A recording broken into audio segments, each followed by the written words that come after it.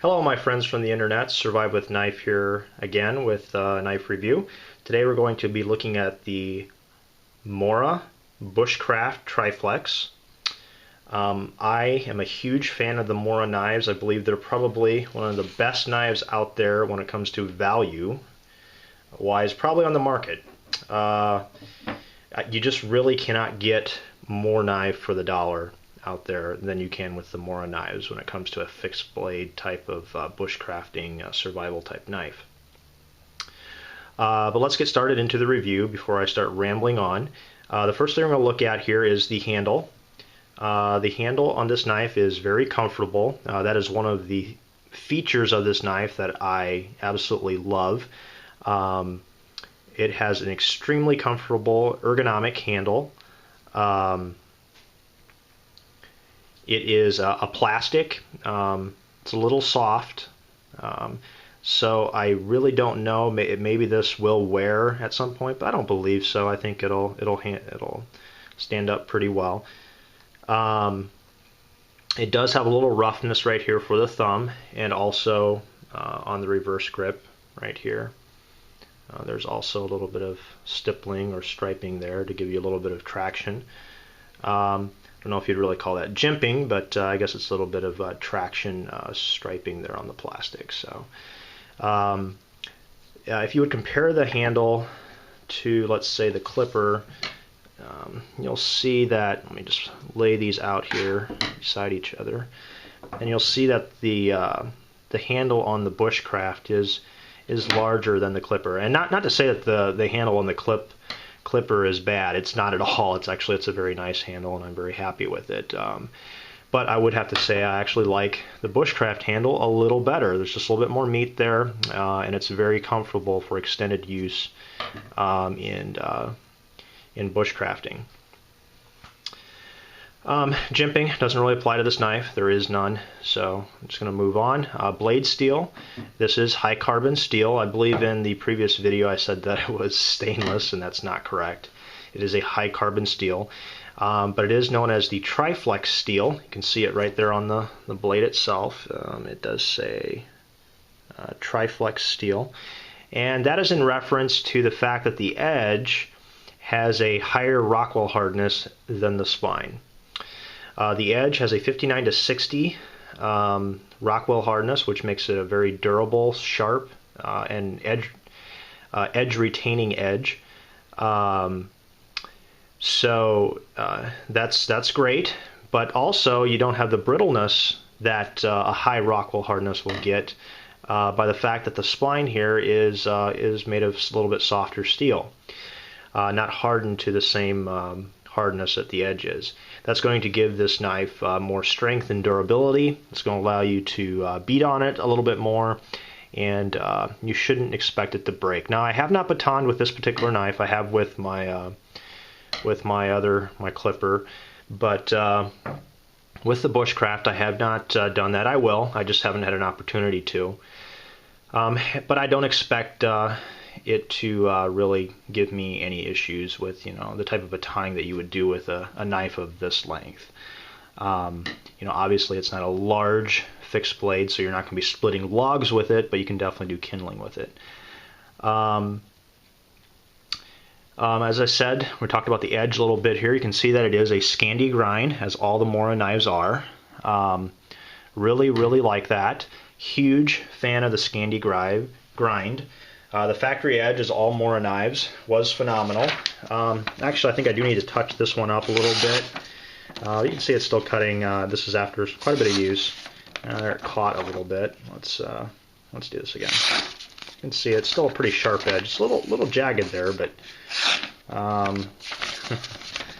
let's see if we can get a better. And there we caught a little bit. Looks like I need to touch this one up just a little bit.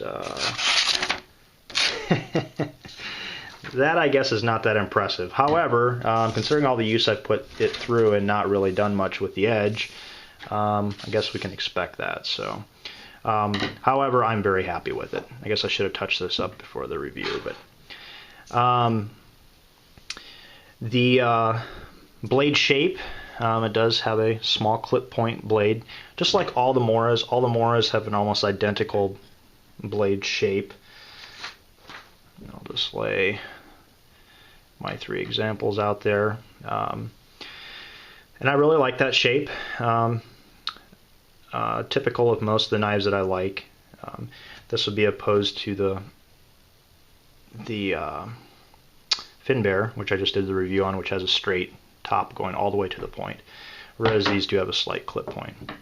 The blade also on the Mora is slightly rounded on the edge here, which doesn't make it phenomenal for fire steel striking. Now you can rectify that by running it up against a belt sander, which I will do with this one. I just haven't gotten around to it.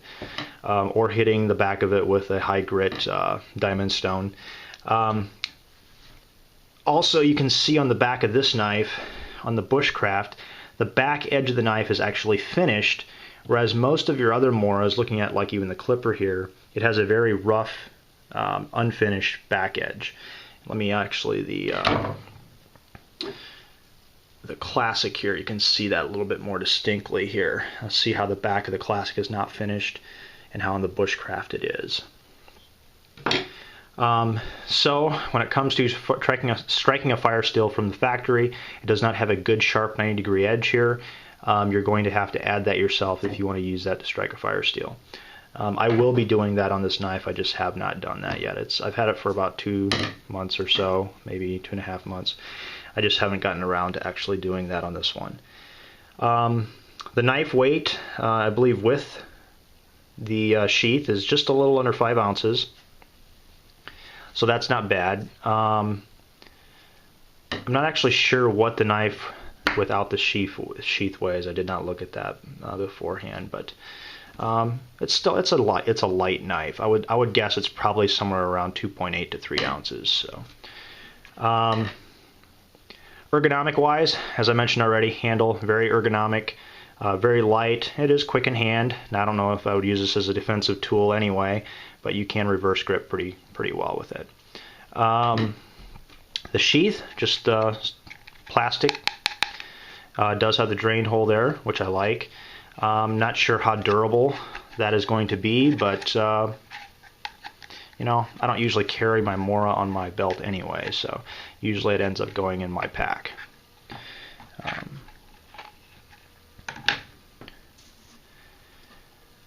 The knife roll. The roll of the Bushcraft Mora knife. Well, tactical self-defense, I don't really think this would be the knife that I would use in that. I mean, obviously it could. It does have a 4.5-inch blade. Oh, actually, I did kind of skip over that. The actual length of the blade is 4.5 inches. It is 0.098 inches in width, which is really close to just short of 1/10 of an inch in width.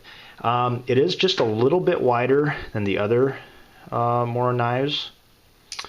You can barely see it, but it is just a little bit thicker. It's also a little wider when it comes to the width of the blade. So in thickness and width, it's a little bit more than the Classic or the Clipper. Survival, I think it does great in wood processing, batoning of kindling, no problem. Brush clearing is just not really big enough for, you know, shelter building or brush clearing. Food preparation, obviously,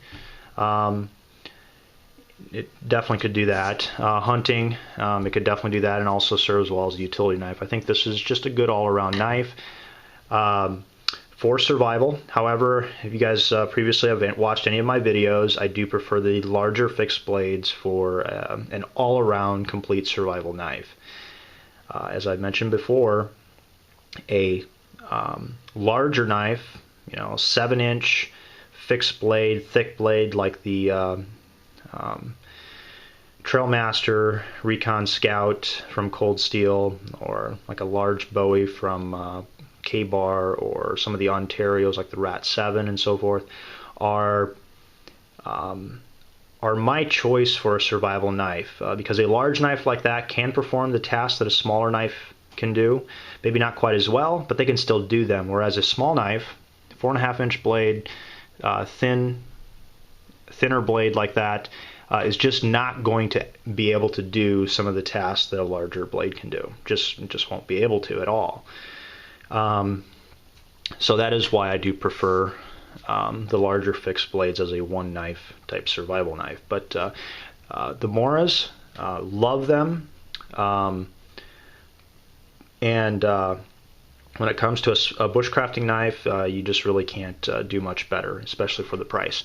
There is actually a little bit of a striking pommel here. You could actually use this also to, I don't know, pound a tent stake in, or do any type of striking that you might need to do. Tapping something into place or whatever, you could use that pommel for that. Cool factor, I don't know. It's a Mora. It's kind of cool, I guess. I would say the Classic would probably have a little bit more of the cool factor to it. It's a knife, and that's really where it ends. And price-wise, price for the Bushcraft is a little bit more than the Classic or the Clipper. Those usually run around anywhere from, you might be able to pick it up for as little as $9. The Bushcraft, on the other hand, you're going to probably spend around $27 to $30 for it. Still, I think a phenomenal deal, and I would definitely recommend that you pick up one of these knives. There we go, guys. That's my review of the Mora Bushcraft. Let me know what you guys think. Go ahead and comment, subscribe, and we'll talk to you guys later. Have a good one.